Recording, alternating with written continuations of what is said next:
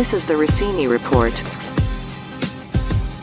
With the Athletic's senior NFL insider, Dianna Russini. Welcome to this week's edition of the Russini Report on the Athletic Football Show. I'm Robert Mays. Joining me today is our senior NFL insider at the Athletic, Dianna Russini. Dianna, how are you? I'm good. Good to be here. We got a lot to get to. Lot to get to. Big day for injuries in the NFL in week 6, unfortunately. Let's hit some of these and get some quick updates. Let's start with Justin Fields. Dislocated thumb is what we started hearing rumblings about last night. MRI today. What is the latest on Justin Fields and his outlook here over the next couple of weeks? Yeah, Matt Eberflus came out here just explaining a couple minutes ago, actually, what the situation was, which is it is a dislocated thumb. And essentially, he's most likely not going to be able to go this weekend. And with these injuries, it always comes down to the swelling first and then their ability to grip the ball. So this seems like one of these situations where they're just going to have to wait and see. And we'll see what these MRI results will be. From what I was told, those aren't in just yet. But I do know from covering this injury in the past with other players, if there is a ligament situation there, that's not going to be very good for Justin Fields in terms of his availability, and it'll be a much more serious injury. But for right now, I think fingers are crossed that there's no ligament issue here at this point. We are very familiar with thumb injuries for quarterbacks in Chicago. For people who remember, in 2012, Jay Cutler broke his thumb while making a tackle on interception. He missed the rest of the season. It's one of those sliding doors moments that makes Bears fans very sad because that team was pretty darn good. So but that's a broken thumb. I believe Russell Wilson also broke his thumb last year. So this is maybe a little bit different, but with the ligament damage, there's a chance that he's out for a little bit longer than we might have expected. Yeah, because you'll need surgery on it usually. That's what would put you out. Not so much the actual injury, just the fact that you have to get it corrected and fixed. One more, the opponent that the Bears are playing this week, the Raiders, Jimmy G, also left last night's game, went to the hospital with, I think, a back injury that they were looking at in terms of internal damage that might have happened. Any sort of update on Jimmy G's prognosis and how quickly we might see him again? So I was told this morning that he's going to continue to get more testing done on it today. And they don't feel really good as of right now, this of course being Monday, that he'll be good to go for the weekend. So I do think this will be a situation once again where we'll see them just be patient and just see how it goes. But I think there's probably a good chance that Jimmy G won't be available for next week's game. It's like everyone imagined Tyson Bagent against Brian Hoyer. That's how you really draw the viewers in. That's what I'm really excited about. And these Monday morning injury updates are so hard because it's always bad news, and we're not doctors. And, I'm obviously just passing along. Speak for yourself. I'm a medical professional. I have a lot of training. You're as dull as one of those, so I could see it coming. But I have the initials, DR, doctor. That's the segment that we should call this. It should be Doctor with Dr. Russini. Or legal would make us have like 6 different little disclaimers that we'd have to put up before that. Right. This one, let's keep on quarterback injuries. This one actually has a lot of impact both now and in the long term, and that's Anthony Richardson. Obviously didn't happen this weekend, but we've heard some rumblings about the latest with Anthony Richardson and his shoulder injury. It sounds like, Dianna, that they're considering surgery that might be season ending for him. And this is a huge moment, not only for this season, but for the long-term outlook for the Colts. So what is the discussion happening right now with Richardson's people and with the franchise about how they're looking at this decision? I know. I feel like I have to remind those watching and listening, it is only week 6, right? And we're talking about the starting quarterback of the Colts potentially being out for the year if he chooses to get this surgery. And just to remind you guys, it's a grade 3 sprain. Okay. So usually that's 4 to 6 weeks in terms of recovery, depending on which doctor you're talking to, if it's your own doctor, if it's the team doctor. And players hate when you put a timeline on, or at least they hate when the team puts a timeline on any injury, because then it's pressure to get back. But that being said, he has seen a specialist, and the recommendation, or at least one of the recommendations, has been to potentially get the surgery. And if he gets the surgery, he will miss the rest of the season. But from what I can gather, it seems that the organization, the player's agent they're all on the same page in terms of let's make this decision together. What is smart for you? What's smart for the future of this team? So I think we will probably know that answer by the end of the month at least, if not sooner. Obviously, this team has a pretty checkered history when it comes to quarterback injuries and how they affected the trajectory of the franchise. Even with that in mind, and even understanding that his long-term outlook is the most important thing, what a tough pill to swallow. You got a guy coming in with a dozen college starts, super promising start to his career, so much excitement in the flashes that we've seen. So taking into account that we need to think about the next 5-10 years if you're the Colts, any sort of ding to his development and the amount of work that he was going to get as a rookie, just not the way you wanted this to go. So No. pretty unfortunate set of circumstances, pretty unfortunate turn for what seemed like, a rough injury in the moment, but not something that was going to have a season ending impact potentially. Yeah. And it's nothing to it's something to laugh about, but you have to feel like this organization is already dealing with that PTSD with Andrew Luck and all the injuries he dealt with and him choosing to just walk away from the game because of it. I'm sure they are very sensitive to it all. And they, I think at this point, they know they've got their guy, right? We've seen enough. And if you think about it, he's been banged up a lot already in the first 6 weeks, yet his athleticism, his ability, his focus, his discipline from everything I've heard from inside that locker room is so tremendous that, maybe this does become a decision for Indy right now where they say, all right, let's just try to make this work without him. And we'll see how the chips fall here and just hope for hope for the best for the future of this franchise. One more quarterback shoulder injury worth digging into. Deshaun Watson still not playing for the Browns. It's been sort of an interesting, tangled couple weeks for his status and how quickly he can get back on the field. A couple weeks ago, reporters asked after he missed the game before the bye, was he medically cleared to play? Kevin Stefanski said, yes, he was medically cleared to play. And I think there's been a lot of confusion and speculation about what's actually happening here. So I wanted to kind of take this as an opportunity. What is going on? What is the discussion happening in Cleveland? What are the dynamics at play here with Deshaun Watson getting back on the field for the Browns? Yeah, let's first start with Kevin Stefanski medically clearing his quarterback. I wouldn't categorize it as misspeaking because he was medically cleared, but he was medically cleared for structural damage. Okay, so that's why he was able to go out on the field and go through some drills. And reporters saw him out there, and we saw him in that pregame attempt to throw. But the bruised rotator cuff area is the issue, and there's pain involved in it. So it's a bit of pain management along with some swelling as well. And from what I was told inside the building, from teammates, from people around him, he has really tried to get out there. And he is making an effort with the trainers to get this fixed as fast as possible. And from the organization's standpoint, they don't believe it to be that serious of an injury. Otherwise, they would have put him on short-term IR if they thought this would be an issue. But the feeling is he's going to get back soon. I know there were some reports out there that it may be a longer path for his return, but the sense I'm getting is it's going to be quicker. And that he is doing everything he possibly can to get out there. Yeah, the comment of he was medically cleared, I think some people took that as he should be out there. And I think it was more he's medically cleared. That's why he's warming up. He is medically cleared to play, but he physically cannot throw a football right now. That's why he wasn't out there. And I think people have read into it that his reluctance maybe to get back on the field and sort of that disconnect potentially speaks to a friction with what the team sees and what his people see in terms of how quickly he should be back out on the field. And personally, based on conversations, it doesn't seem like that friction exists. Do you feel like people are reading into something that doesn't actually exist there right now? I think Browns fans want him out there, right? He's constantly representative of a lot of money. So when you're kind of held to a different standard when you're getting guaranteed money like that I believe that fans are like, you need to go out there and give us everything, blood, sweat, tears, every part of your soul.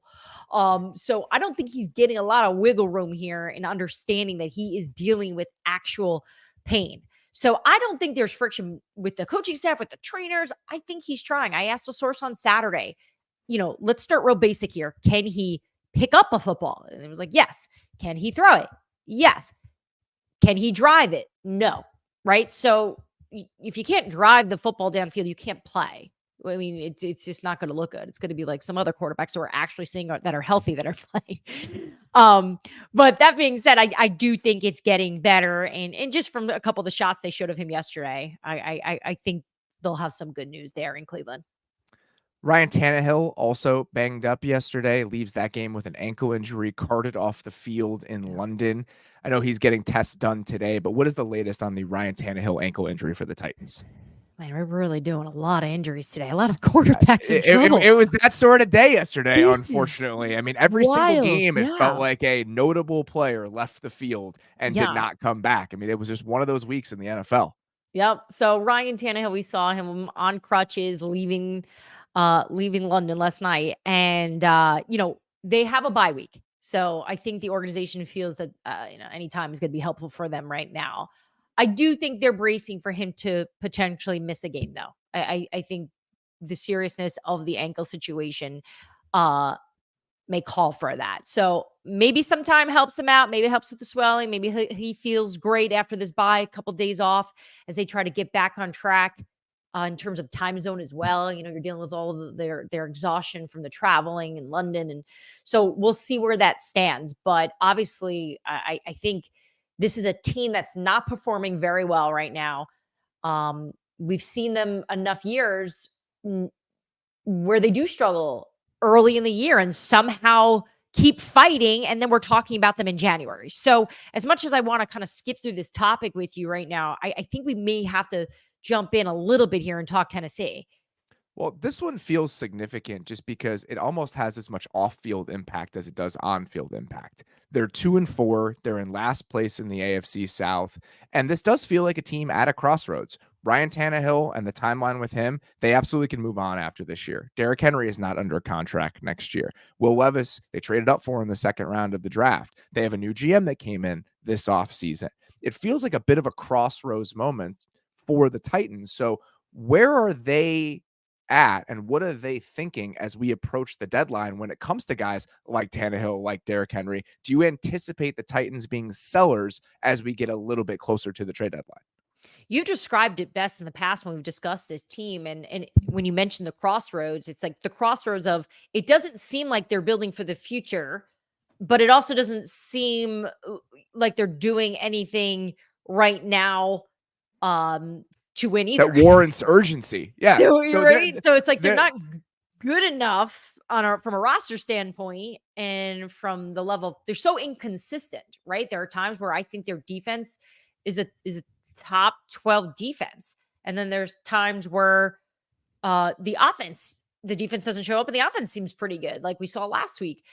So the identity of that team has always just been really gritty, and they just somehow figure out ways to win. And I don't see that in this team this year. I saw Jeffrey Simmons after the game talk about it as well. Like, we need to figure out who wants to be here.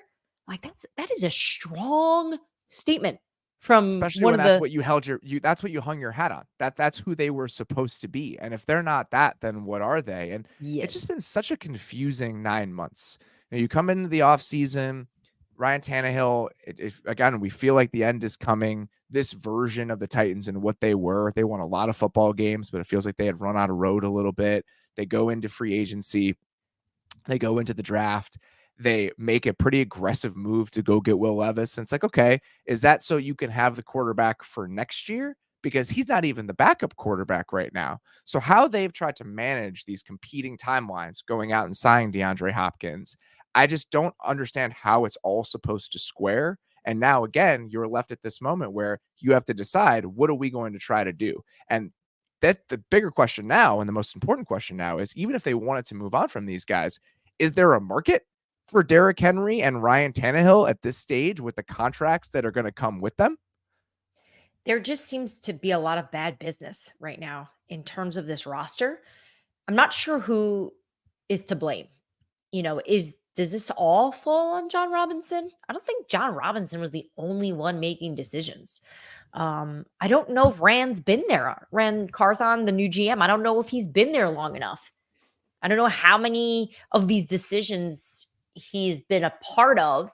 is this first year just him getting his feet wet, just adjusting to this new team, or is he full on GM right now? Because, he didn't have a lot of experience in that role, obviously, before. He's a first time general manager. You have a very bold, strong, opinionated, clearly defined head coach who wants a team to be a certain way. That I agree with you in terms of the time seems to be up in terms of them patching this together and hoping that their toughness and effort is going to be enough. At some point here, just adding sprinkles of skills like a DeAndre Hopkins just isn't enough. You just can't do it enough. Derrick Henry's just getting older, right? And look, he still does these things in games, and I'm like, why do I doubt this guy? Why do I ever doubt him? Because he still has, he's a monster, but he's still getting older. He's not the same guy he was 4 years ago, 3 years ago, even. But I think with the trade deadline coming up, I could see the Titans being very open to taking calls and discussing a possible trade if that's where they're at this point. The problem here is I don't know who's going to be in the business here, Robert. I don't know who is going to be calling the Tennessee Titans going, I want Ryan Tannehill and I want Derrick Henry right now. Ryan Tannehill has a very big base salary that it would come with him, and that's a little bit harder to integrate into your offense, into your financial plans. Derrick Henry also has a pretty sizable salary for a running back, but if the Titans are willing to eat a chunk of that, it still feels like there are teams that could benefit from Derrick Henry's skill set down the stretch. It would be a little bit easier to integrate what he is into your offense. So that would be the one that would make me a little bit curious. Where would he fit? Who might be interested in him? Ryan Tannehill, it's similar to Kirk Cousins right now. And he's much harder to trade than Kirk Cousins just because of the salary that would come with it. But who would want Ryan Tannehill right now? Who is desperate enough at quarterback to absorb that money and integrate him into the offense in week 8 after he gets healthy? I don't know the answer to that. I had a great conversation with the general manager over the weekend about the importance of this week. As much as you sit here and you think that teams are planning for the future at all times, it doesn't always work like that. And he was explaining to me that today, this Monday, is a really big day around the league where owners, head coaches, GMs, personnel department, everyone's having conversations. These are the teams that are not playing well, that have pieces that could possibly be available, teams that are maybe going to make a decision of, you know what, let's bottom out. I mean, Sean Payton has been on the record talking about this upcoming quarterback class, that these guys are worth it, that these guys are worth losing for, as much as the NFL would hate that. And we don't ever want to talk about tanking. But if he's saying that already in the offseason, could you imagine what he's even thinking there in Denver? But I do think Tennessee has a really tough situation because they've always known who they are. They have a head coach that I would argue is a top 5, top 7 head coach in the league. He's respected everywhere. They have a strong defense, but they just, in my opinion, just don't have enough ammunition on both sides of the ball here to have a winning year. Similar sort of conversation happening about Minnesota right now and where they're at with their quarterback, who is not under contract next year. Any sort of timeline where Kirk Cousins does get traded if this Viking season keeps going the direction that it seems to be going? Yeah, I think it's important to stress that at this point, the Minnesota Vikings have no plans of trading Kirk Cousins, and Kirk Cousins does not want to be traded, right? So he has the option there to waive that clause or not. And this is a quarterback that is comfortable in the Kevin O'Connell offense. They have been productive when they take care of the football. That has been their biggest issue, obviously. His family is settled. We all saw behind the scenes on the Netflix special just how much he enjoys his life. I don't know about you, Robert, but I watched his life and I was jealous the entire time of the lake and every part of his life. And Minnesota is beautiful. I love Minnesota. I can understand wanting to be nice and settled with your campfire and all of your little kids who are in school if I'm Kirk Cousins right now. Yes. As somebody that lives in an area where there's fire trucks and ambulances buzzing all around. Obviously I have the purple background because apparently I want to be a Viking. But I understand Kirk, right? So like I get his argument. And look, what are you gonna do? Waive your no trade clause and go to a different team like Atlanta, right? And do something that you've never done before. Have to learn a new offense, right? And just to be clear, I do not get the sense that that's a move that Atlanta would even make at this point. Yeah, they've Um, committed to not only Desmond Ritter, and I think they're emotionally committed to Desmond Ritter. They're financially committed to Taylor Heineke.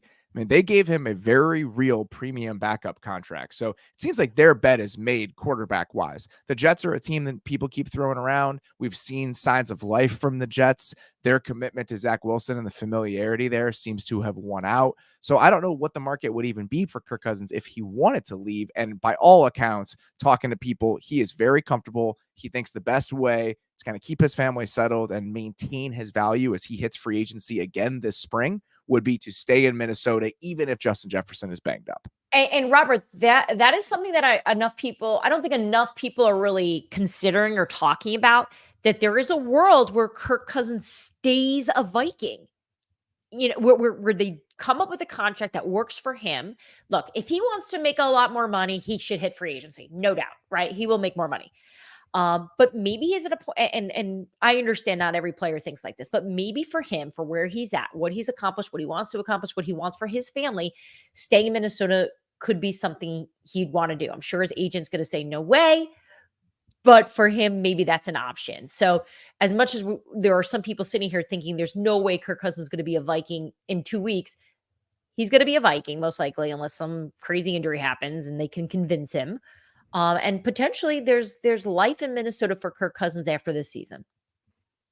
It would have to be a pretty steep discount, I think, for that to make sense for Minnesota, because if they ideally will be in a place where they can draft a quarterback this year.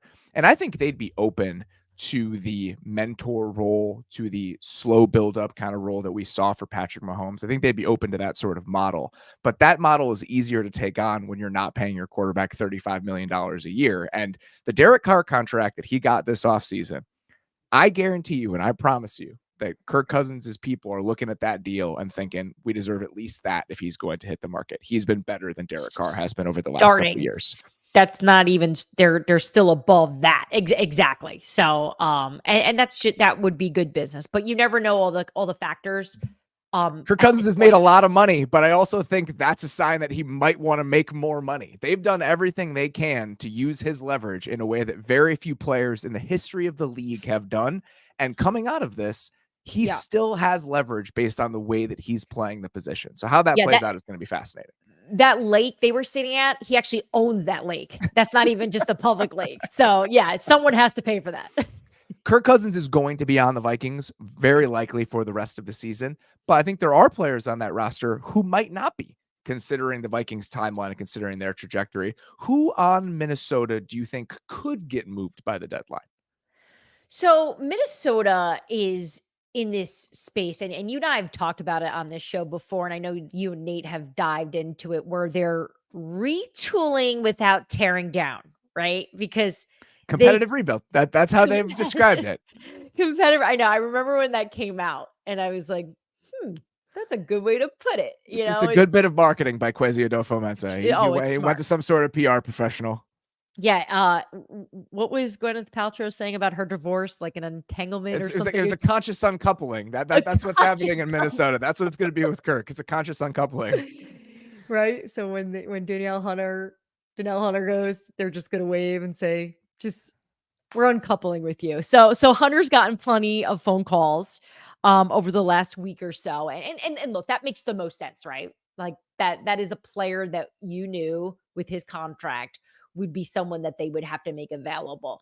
Now, there are other players like KJ Osborne that have contracts that would be valuable to another team. And it would be good for Minnesota to perhaps move on. But I don't get the sense that they actually want to move on from him. As recent as over the weekend when I had some more conversations and digging in, I'm like, all right, who are you taking road calls on? So this is one of these trade deadlines, Robert, that was hotter, in my opinion, last week than it is now. And I'm not sure why, but it doesn't feel as sizzling hot as it did a week ago. And maybe this is just people clamping down because we're getting closer, and they don't want to leak info. But I'm not sensing it like I did last week, where I was like, man, there's going to be a lot of guys on the move. So, but like I said, from that GM, today is a big day for a lot of teams. Danielle Hunter not under contract for next year. He's making $10 million in base salary this season. That is absorbable for a contending team. Same sort of conversation potentially about Brian Burns in Carolina. With Carolina being 0-6 right now, he's not under contract beyond this year. What do you think the market looks like for a player like Brian Burns at this stage? While I do think it's important to talk about his future, we should probably add that note about how the Carolina Panthers had an opportunity to move him for 2 first rounders with the Rams and turn down that offer, right? So keep that in mind, because it does play. It's as much as you want to believe that organizations can separate it, those emotions of it are in the back of the owner's head. The sense I get is that they are open to it. Okay. Does that mean it's happening? No. They are open to taking calls. I had a conversation this morning. What the price looks like is the interesting part, right? Because it's just like any other time when you buy, when you go to buy something, if you know what you could, or sell something, if you knew what you could get, you're stuck on that price. It's hard to back off it, because then in reality, you got to eat it, right? Because in your mind, you're always like, I just sold that for so much less than what I could have. So It's I think a pretty tough public hit to take. Everyone knowing you could have gotten 2 first-round picks and getting less than that, that's a tough thing to stomach if you're Scott Fitterer. But I don't think that should stop them from making a deal if it's still in the best long-term interest of the franchise. It's similar to Trey Lance, right? Remember, they wanted to deal him earlier in the year, but they couldn't get the number they wanted. And eventually they just realized they're never getting that number. We got to just move on. And you could even make an argument, maybe they held on too long, right? And in this situation, they certainly held on too long, right? They had a great offer. So I am curious to see Scott Fitterer's stomach in this. Is he going to be willing to move him for less if there's a team out there in the market for a player?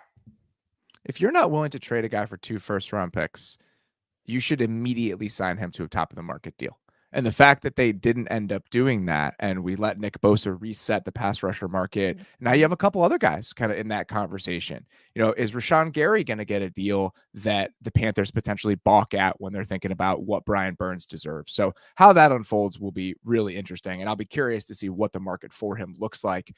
Who's in the market for these guys? If we're thinking about teams and potential fits for a Danielle Hunter, for a Brian Burns, which team should people be thinking about? All right. So I know that the Vegas Raiders are in the market for a pass rusher. So they've been calling that is shocking to me. Why? Just the Raiders being buyers at this stage and thinking we should be acquiring talent and making a push based on where they are. I'm really surprised to hear that. That's what I will say. Right. So they lost Chandler Jones. They don't have him there. This is a regime right now that has to win. This coaching staff, they need to win right now. So they're going to attack this and attempt to find the holes here and replace them, and probably not care about what that means for the future. They're holding on. They know it's not good there. It hasn't been good. And there's an argument to be made that what they should be doing is truly focusing at the most important position, which is the quarterback, not the pass rusher. Exactly. Right? And they drafted a pass rusher in the top 10. Not having Aiden O'Connell and Jimmy G with not a lot of guaranteed money left on his deal heading into 2024 as your quarterback options, and trading away assets when you could potentially be drafting pretty high in a year where there's a lot of quarterbacks available. This is a dangerous road to go down when you become a win now team that probably shouldn't be thinking about winning now. Mm-hmm. It's very true. So you look around and we know that the sellers, the Cardinals are a team. They're open to taking some calls. Obviously, we touched on the Broncos. That's pretty much has been the story, I think, probably since we saw them on Thursday night. Just they're just a mess up and down. Just everyone is available there. Do you think there's like a potential fire sale? I don't think for it's Denver? going to be a full fire sale. I had a couple conversations with people there. I don't think it's like Patrick Surtain, take him. Like I think he will still cost a lot. Guys like Justin Simmons, who I know they like. He's got a big contract though. Teams aren't going to pay that, right? You look around the league like a Buffalo Bills team, right? They can use a Justin Simmons type player. They're not paying. They don't have the cap, right? And then that's where the trade deadline's tough for a lot of these teams because there's a need, but they can't make it work. And then you have to look around we mentioned the running back market. We talked about the Titans with Derrick Henry. Are they going to make him available? There were a couple little rumblings about would the Giants allow Saquon Barkley to be available? I think if it was up to Joe Shane, the GM, I bet you he'd do it. I bet you the organization won't though, right? Like he is the face of that place. They love him. The owner has always said that they've respected the way he's handled his business, but I think they'd take a call on him if they could. Another move that doesn't necessarily square with all the other decisions you've made. They used the franchise tag on him that stopped them from using the franchise tag on Daniel Jones. So they had to give Daniel Jones that contract, which now looks like a mistake when you consider the kind of the grander scheme of what they're trying to accomplish. So it's amazing how quickly motivations and timelines and plans can change in the NFL, but that's the time of year we're in right now. Yeah, there's some whispers too today. Monday is obviously a really busy day, that perhaps there would be some coaching changes out in Denver today, perhaps on the defensive side of the ball. Pat McAfee had mentioned that perhaps Rex Ryan would take over for Vance Joseph if he was fired. And I just received a text while we're talking now that's not happening.